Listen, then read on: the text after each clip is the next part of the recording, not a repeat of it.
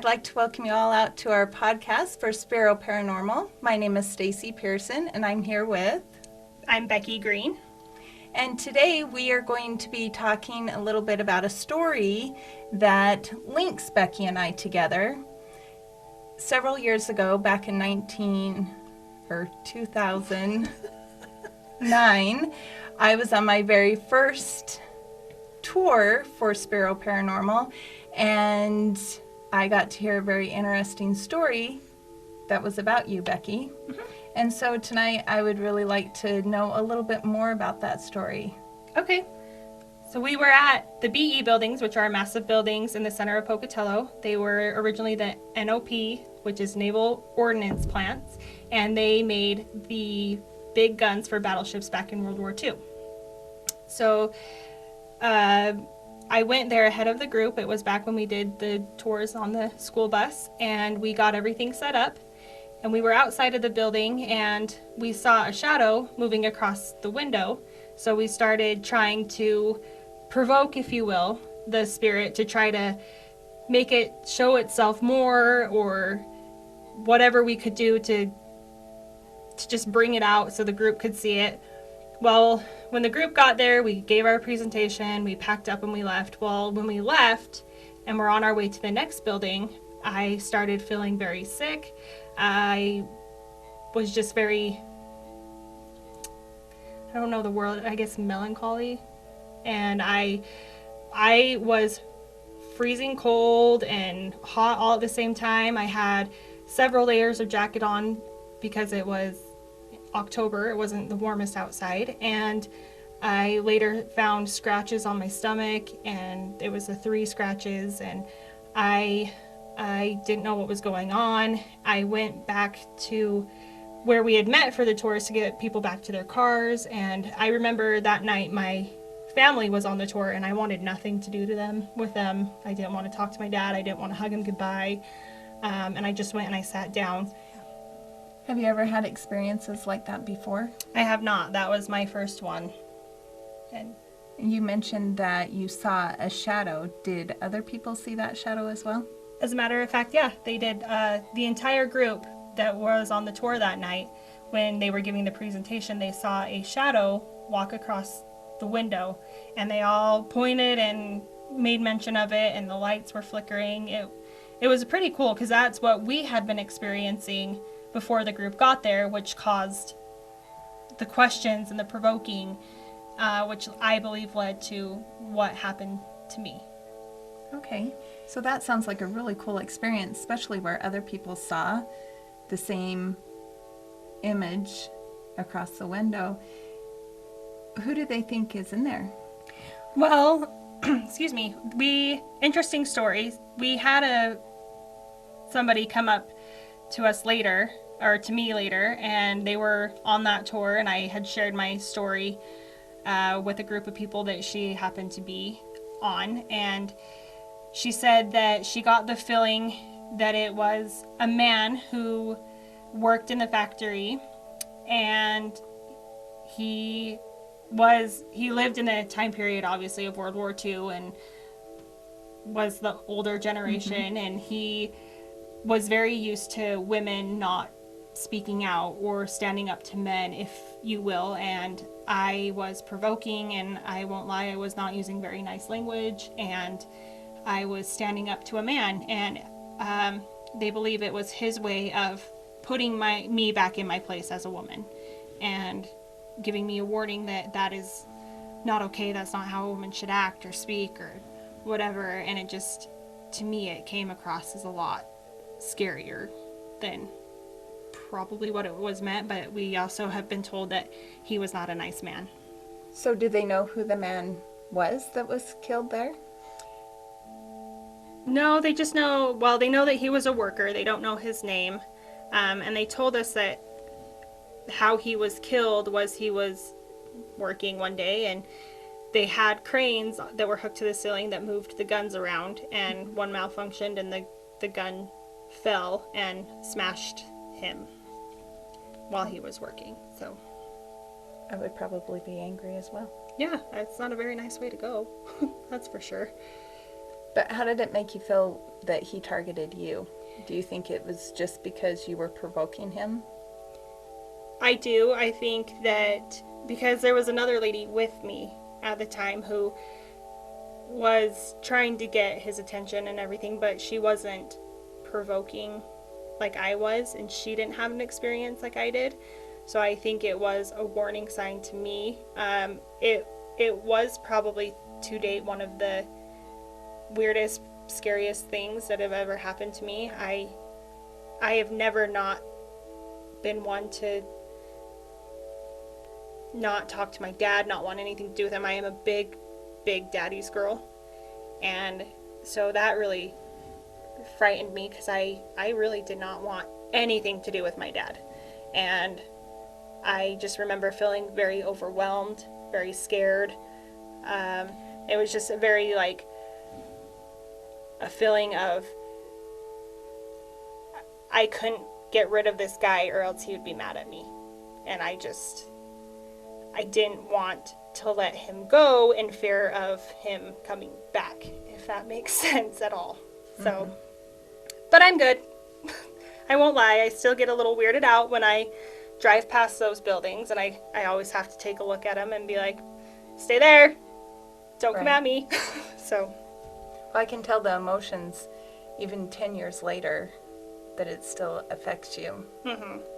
Yes, it does. It just, I always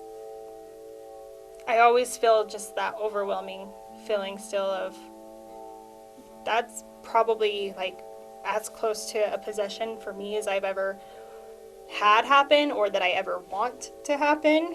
And it was very scary. And like I said, just going past those buildings, I'm like, I get very uneasy, and sometimes I tear up a little because I feel bad that the man is trapped there, but I'm also have a respect for him, and I would not talk about him or to him like that again. So, and it's taught me lots of lessons, that's for sure. What kind of lessons? It's taught me not to provoke as much or as, I don't know the word for it, but using the language and stuff that I did. I mean, healthy provoking I feel is okay, but the way I did it, I now know not to, and I've been told in the group not to provoke anymore. I still do, sorry, but not as much and not as bad.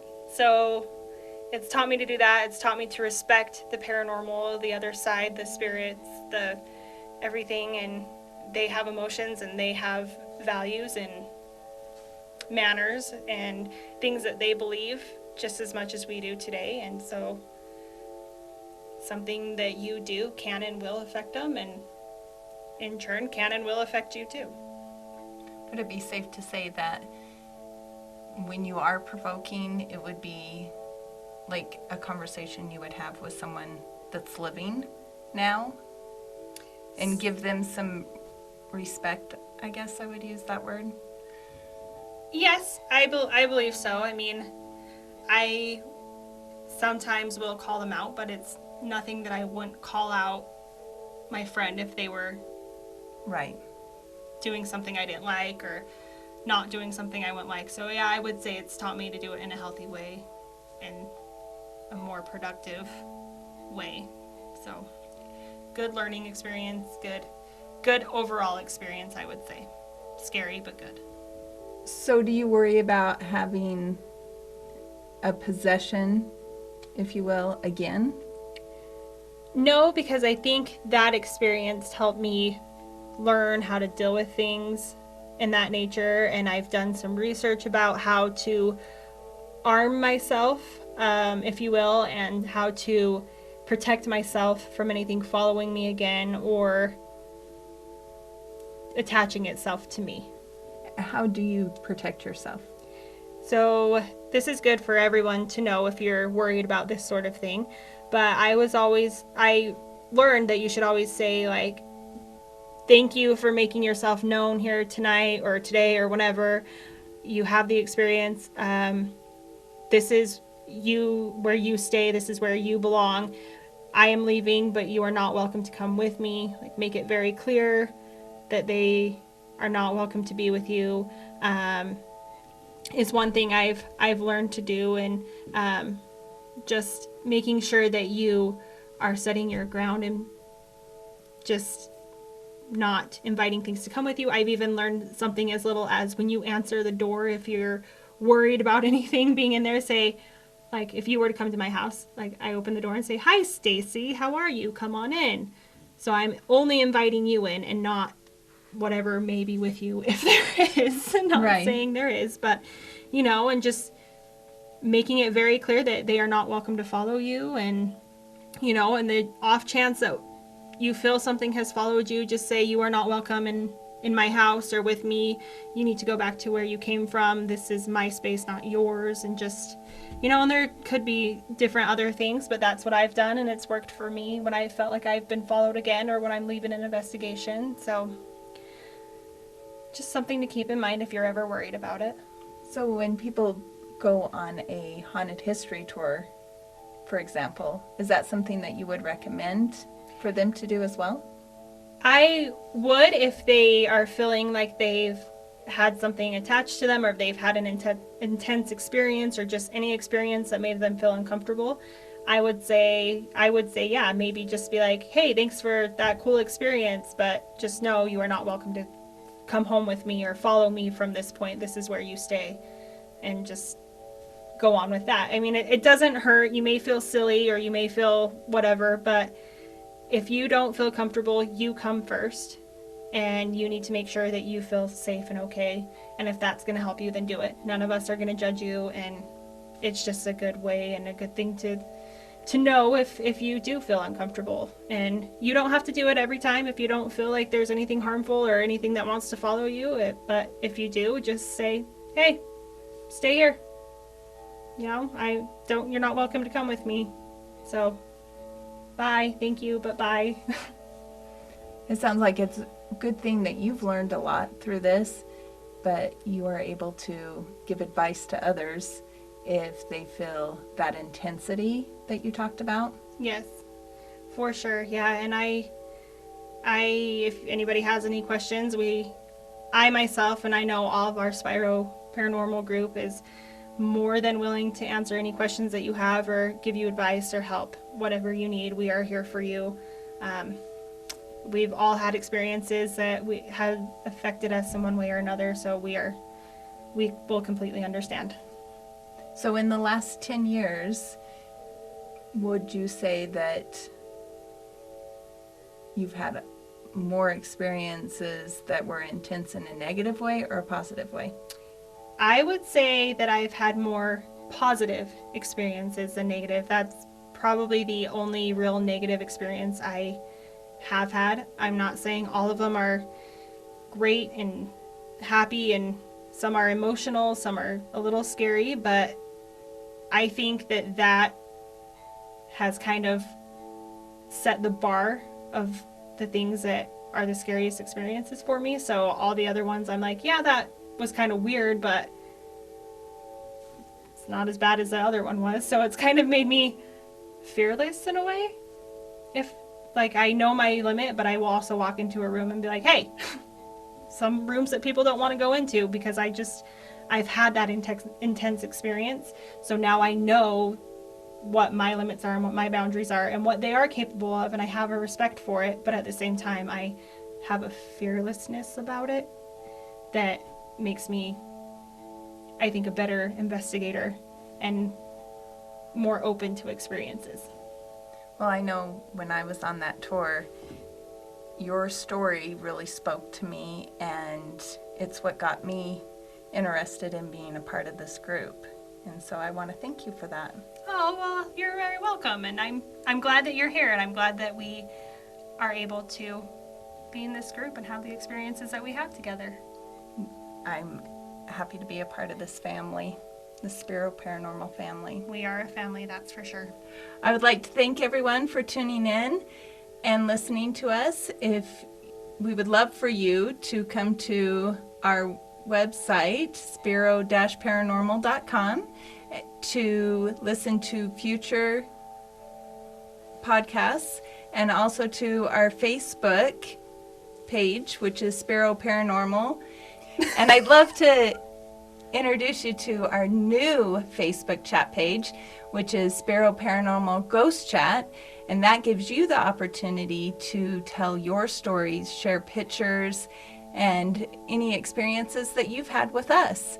And we can interact with you as well as other people. So we're really excited about that. So come on over and check that out. So thanks for tuning in. This is Stacey. And I'm Becky. And until next time, take care. Bye.